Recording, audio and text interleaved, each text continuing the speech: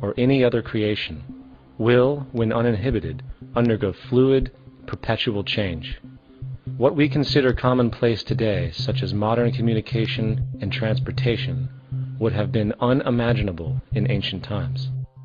Likewise, the future will contain technologies, realizations, and social structures that we cannot even fathom in the present. We have gone from alchemy to chemistry, from a geocentric universe to a heliocentric, from believing that demons were the cause of illness to modern medicine. This development shows no sign of ending, and it is this awareness that aligns us and leads us on a continuous path to growth and progress. Static, empirical knowledge does not exist. Rather, it is the insight of the emergence of all systems we must recognize. This means we must be open to new information at all times, even if it threatens our current belief system and hence identities. Sadly, society today has failed to recognize this, and the established institutions continue to paralyze growth by preserving outdated social structures. Simultaneously, the population suffers from a fear of change, for their conditioning assumes a static identity, and challenging one's belief system usually results in insult and apprehension, for being wrong is erroneously associated with failure, when, in fact, to be proven wrong should be celebrated, for it is elevating someone to a new level of understanding, furthering awareness. The fact is, there is no such thing as a smart human being, for it is merely a matter of time before their ideas are updated, changed, or eradicated. And this tendency to blindly hold on to a belief system, sheltering it from new, possibly transforming information, is nothing less than a form of intellectual materialism. The monetary system perpetuates this materialism not only by its self-preserving structures, but also through the countless number of people who have been conditioned into blindly and thoughtlessly upholding these structures, therefore becoming self-appointed guardians of the status quo. Sheep, which no longer need a sheepdog to control them, for they control each other by ostracizing those who step out of the norm. This tendency to resist change and uphold existing institutions for the sake of identity, comfort, power, and profit is completely unsustainable and will only produce further imbalance, fragmentation, distortion, and invariably, destruction. It's time to change. From hunters and gatherers to the agricultural revolution to the industrial revolution, the pattern is clear. It is time for a new social system which reflects the understandings we have today. The monetary system is a product of a period of time where scarcity was a reality. Now, with the age of technology, it is no longer relevant to society. Gone with the aberrant behavior it manifests. Likewise, dominant worldviews, such as theistic religion, operate with the same social irrelevancy.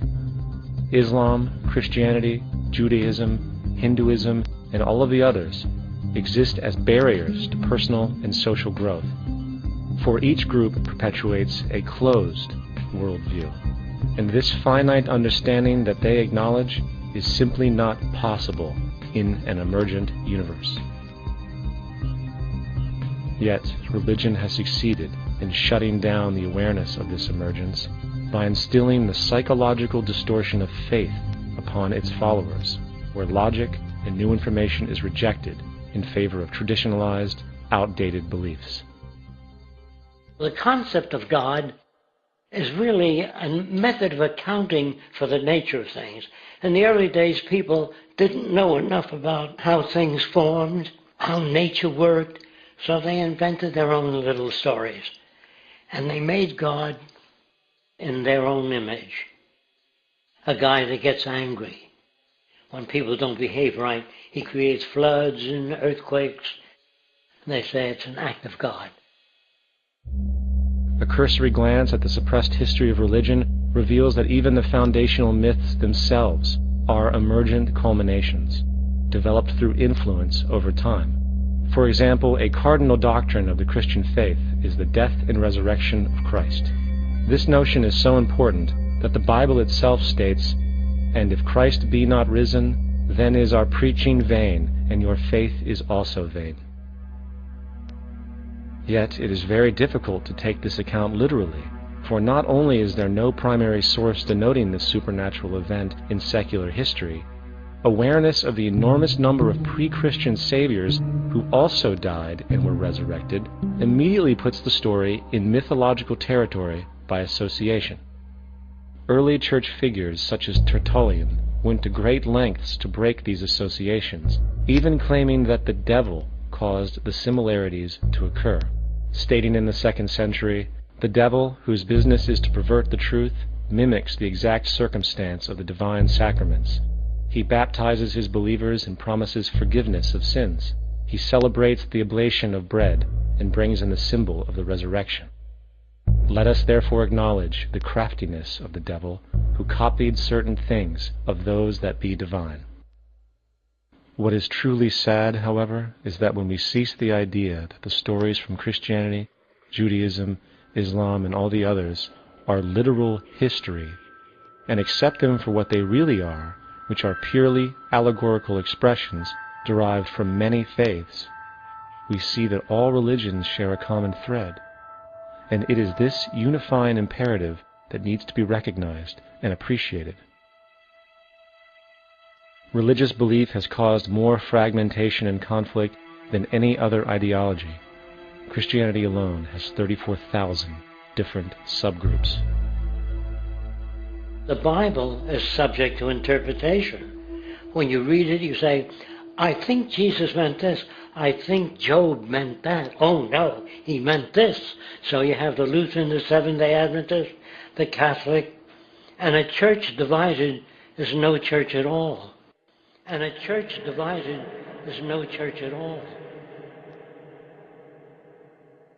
And this point on division, which is a trademark of all theistic religions, brings us to our second failure of awareness, the false assumption of separation through the rejection of the symbiotic relationship of life. Apart from the understanding that all natural systems are emergent, where all notions of reality will be constantly developed, altered, and even eradicated, we must also understand that all systems are, in fact, invented fragments, merely for the sake of conversation. For there is no such thing as independence in nature. The whole of nature is a unified system of interdependent variables, each a cause and a reaction, existing only as a concentrated whole. You don't see the plug connected to the environment, so it looks like we're free, wandering around. Take the oxygen away, we all die immediately. Take plant life away, we die. And without the sun, all the plants die. So we are connected. We really must take into account the totality. This isn't just a human experience on this planet. This is a total experience. And we know we can't survive without plants and animals. We know we can't survive without the 4 elements, And so when are we going to really start taking that into account? That's what it is to be successful. Success depends on how well we relate to everything around us.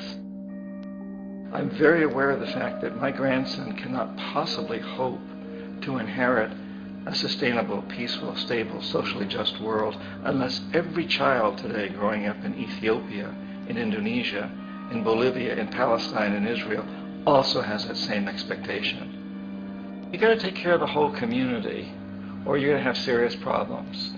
And now we have to see that the whole world is the community. And we must all take care of each other that way. And it's not just a community of human beings. It's a community of plants and animals and elements. And we really need to understand that. That's what's going to bring us joy, too, and pleasure. That's what's missing in our lives right now. We can call it spiritual.